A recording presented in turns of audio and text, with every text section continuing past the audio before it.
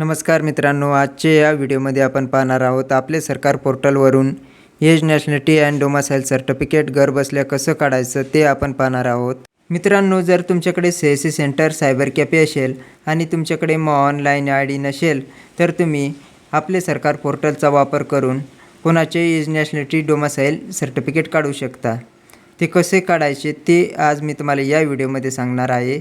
तर हा व्हिडिओ नक्की शेवटपर्यंत पूर्ण बघा आणि व्हिडिओ आवडल्यास व्हिडिओ लाईक करा आणि चॅनलला सबस्क्राईब करा. सर्वात अगोदर तुमच्याकडे या पोर्टलची ID आणि पासवर्ड असणे गरजेचं आहे. ID आणि पासवर्ड कसं बनवायचं ते मी तुम्हाला 2 मिनिटात सांगतो. ID आणि पासवर्ड बनवण्यासाठी तुम्हाला इथं न्यू यूजर रजिस्ट्रेशनवरती क्लिक करायचं आहे. न्यू यूजर रजिस्ट्रेशनवरती क्लिक केल्यानंतर तुम्हाला 2 ऑप्शन दिसतील, ऑप्शन 1 आणि ऑप्शन 2. तर तुम्हाला ऑप्शन 1ला क्लिक करायचं आहे. जसं तुम्ही या ठिकाणी ऑप्शन 1ला क्लिक करणार तर तुम्हाला या ठिकाणी तुमचं जिल्हा सिलेक्ट करून घ्यायचा आहे. जसं तुम्ही जिल्हा सिलेक्ट करणार तर तुम्हाला इथं तुमचं 10 अंकी मोबाईल नंबर टाईप करून घ्यायचा आहे आणि त्यानंतर तुम्हाला सेंड OTPवरती क्लिक करायचं आहे. तर मी या ठिकाणी माझा या पोर्टलवरती ऑलरेडी अकाउंट असल्यामुळे या ठिकाणी मी 00 टाईप केले आहेत. हे तुम्हाला मी समजण्यासाठी सांगत आहे. त्यानंतर तुम्हाला तुमच्या मोबाईल नंबरवरती एक OTP जाईल. तो OTP तुम्हाला या ठिकाणी टाईप करायचा आहे आणि त्यानंतर तुम्हाला इथं एक युजर नेम बनवायचा आहे. युजर नेम तुम्ही काही पण बनवू शकता. तुमचं नाव, तुमचे मोबाईल नंबरचे शेवटचे 2 अंक 3 अंक टाईप करा आणि चेक युजर नेमवरती क्लिक करा आणि त्यानंतर तुम्हाला इथं ओकेवरती क्लिक करायचं आहे. त्यानंतर तुम्हाला एक पासवर्ड बनवायचा आहे. पासवर्ड तुम्ही काही पण बनवू शकता. pass@123 किंवा तुमचं नाव शेवटचे मोबाईल नंबरचे 2 ते 3 अंक वगैरे काही बनवू शकता. त्यानंतर तुम्हाला तुमचं नाव इंग्रजीत आधार कार्डप्रमाणे टाईप करून घ्यायचं आहे. मराठीत ऑटोमॅटिक येऊन जाईल. त्यानंतर तुम्हाला तुमची जन्मतारीख सिलेक्ट करून घ्यायची आहे. वय तुमचे ऑटोमॅटिक येऊन जाईल.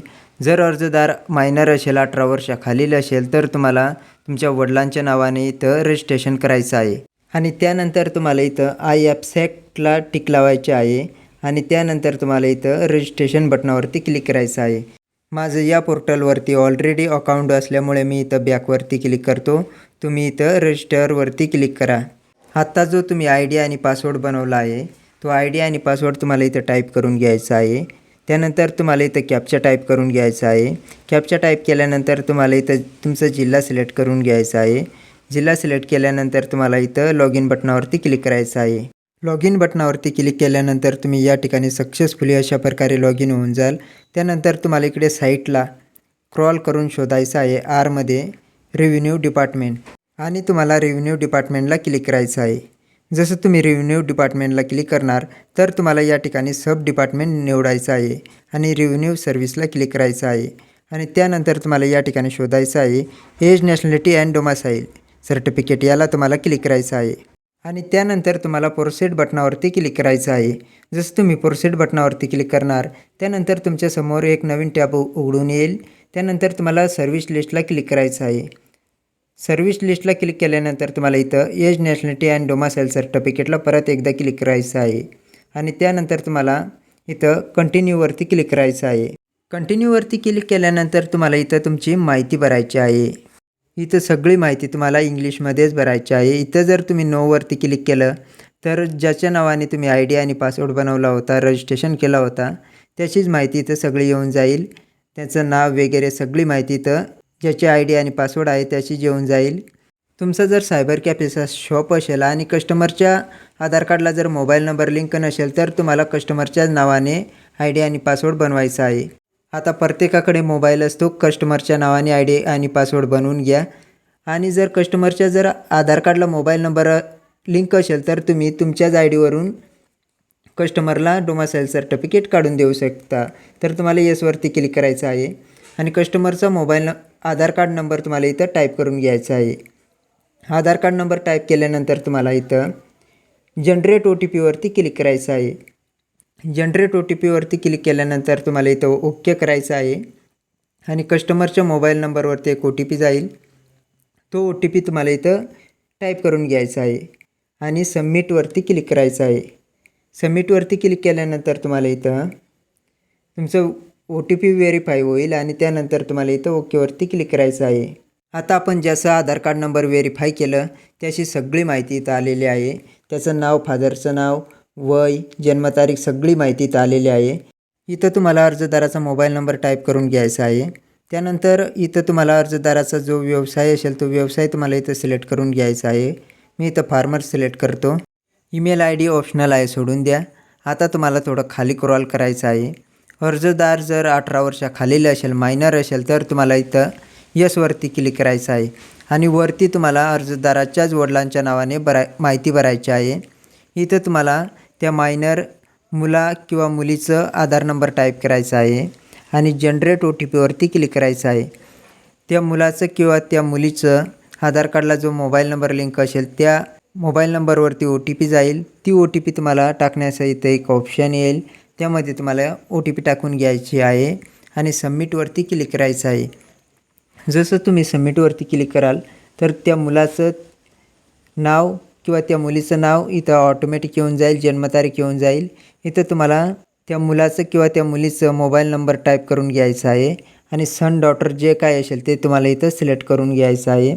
आता मी स्वतःसाठी काढत आहे, त्यामुळे मी इथं नोवरती क्लिक करतो आणि इथं सेल्फवरती क्लिक करतो. तर इथं माझं नाव ऑटोमॅटिक येऊन गेलेलं आहे. इथं आपल्याला बेनिफिशरीमध्ये आपला मोबाईल नंबर स्वतःचा टाईप करून घ्यायचा आहे. मोबाईल नंबर टाईप केल्यानंतर तुम्हाला या ठिकाणी ॲप्लिकंट ॲड्रेसमध्ये तुम्हाला तुमची माहिती भरून घ्यायची आहे. इथं ॲड्रेसमध्ये तुम्हाला पुरा ॲड्रेस टाईप करायचं नाही, तर तुम्हाला फक्त तुमचं गावाचं नाव टाईप करून घ्यायचं आहे. त्यानंतर तुम्हाला तुमचं जिल्हा सिलेक्ट करून घ्यायचं आहे, तुमचं तालुका सिलेक्ट करून घ्यायचा आहे आणि त्यानंतर तुमचं गावाचं नाव सिलेक्ट करून घ्यायचं आहे आणि तुमचं जो काही पिनकोड असेल तो पिनकोड नंबर तुम्हाला इथं टाईप करून घ्यायचा आहे. आता आपल्याला इथं विचारते जन्माचा पत्ता वरील पत्त्याप्रमाणे आहे का? जर असेल तर आपल्याला यस करायचं आहे. जर वरील पत्त्याप्रमाणे नसेल तर तुम्हाला नोवरती क्लिक करून घ्यायचं आहे. त्यानंतर तुमचं जे काही हायस्ट शिक्षण झालं असेल त्याप्रमाणे तुम्हाला इथं सिलेक्ट करून घ्यायचं आहे. त्यानंतर तुम्हाला युनिव्हर्सिटी बोर्ड जे काही असेल तो बोर्ड तुम्हाला इथं सिलेक्ट करून घ्यायचा आहे. मी इथं महाराष्ट्र स्टेट बोर्ड सिलेक्ट करून घेतलं. त्यानंतर तुम्हाला इथं तुमचं ॲडमिशन वर्ष तुम्हाला इथं सिलेक्ट करून घ्यायचं आहे आणि कधी कंप्लीट झालं ते वर्ष तुम्हाला इथं सिलेक्ट करून घ्यायचं आहे. त्यानंतर तुम्हाला इथं तुमचं इन्स्टिट्यूटचं नाव टाकायचं आहे. इन्स्टिट्यूटचं नाव टाईप झाल्यानंतर तुम्हाला ॲड बटनावरती क्लिक करायचं आहे. जर तुम्हाला काही समजलं नाही तर कमेंट नक्की करा, तुम्हाला नक्की रिप्लाय करेल मी. त्यानंतर तुम्हाला इथं विचारतं आहे लाभार्थी दुसऱ्या राज्यातून स्थलांतरित झाला आहे का? तर तुम्हाला जर झाला असेल तर यस करा, नसेल झाला तर तुम्हाला इथं नो करायचं आहे. आता आपण सगळी माहिती भरलेली आहे. आता आपल्याला आय ॲप्सॅकला क्लिक करून घ्यायचं आहे आणि त्यानंतर सगळी माहिती व्यवस्थित चेक करून आपल्याला सेव्हवरती क्लिक करायचं आहे. सेव्हवरती क्लिक केल्यानंतर आपल्याला एक पॉपअप शो होईल. कृपया नोंद घ्यावी, या टप्प्यानंतर अर्जामध्ये कुठलेही बदल होणार नाही. तर आपल्याला ओके करून घ्यायचं आहे आणि त्यानंतर सेव्हवरती क्लिक करायचं आहे. त्यानंतर आपल्याला अर्ज क्रमांक प्राप्त होईल, त्यावरती आपल्याला ओके करायचं आहे.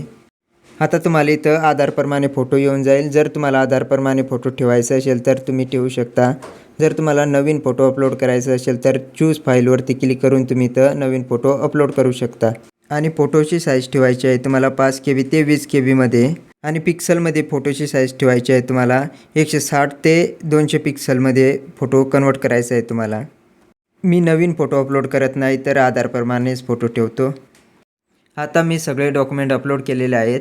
आता तुम्हाला प्रूफ ऑफ आयडेंटिटीमध्ये तुम्हाला 1 नंबरला 6 डॉक्युमेंटपैकी तुम्हाला कोणताही एक डॉक्युमेंट इथं अपलोड करायचा आहे अर्जदाराचा. तर मी इथं आधार कार्ड अपलोड केलेलं आहे. त्यानंतर प्रूफ ऑफ ॲड्रेसमध्ये तुम्हाला 7 डॉक्युमेंट दिलेले आहेत, त्यापैकी तुम्ही कोणतेही एक डॉक्युमेंट अपलोड करू शकता. तर मी इथं रेशन कार्ड अपलोड केलेलं आहे. त्यानंतर तुम्हाला इथं 8 डॉक्युमेंट दिलेले आहेत, 8पैकी तुम्ही इथं काहीही अपलोड करू शकता. तर मी इथं अर्जदाराचा मतदान कार्ड अपलोड केलेलं आहे 8व्या नंबरला. त्यानंतर तुम्हाला एज प्रूफमध्ये 3 डॉक्युमेंट दिलेले आहेत, तुम्ही 3पैकी कोणतेही एक डॉक्युमेंट अपलोड करू शकता. 3 नंबरला मी शाळा सोडण्याचा दाखला अर्जदाराचा अपलोड केलेला आहे. जर शाळा सोडण्याचा दाखला नसेल अर्जदाराचा तर तुम्ही त्या ठिकाणी बोनाफाईड सर्टिफिकेटसुद्धा अपलोड करू शकता. त्यानंतर तुम्हाला सेल्फ डिक्लेरेशन एकदा वाचून घ्यायचं आहे आणि त्यानंतर तुम्हाला इथं टिक लावून द्यायचे आहे आणि त्यानंतर तुम्हाला इथं अपलोड बटनावरती क्लिक करायचं आहे. अपलोड बटनावरती क्लिक केल्यानंतर तुमचे डॉक्युमेंट हे सक्सेसफुली अपलोड होऊन जातील. आता तुम्हाला 69 रुपयाचं पेमेंट करायचं आहे. पेमेंट करण्यासाठी तुम्हाला कन्फर्मवरती क्लिक करायचं आहे.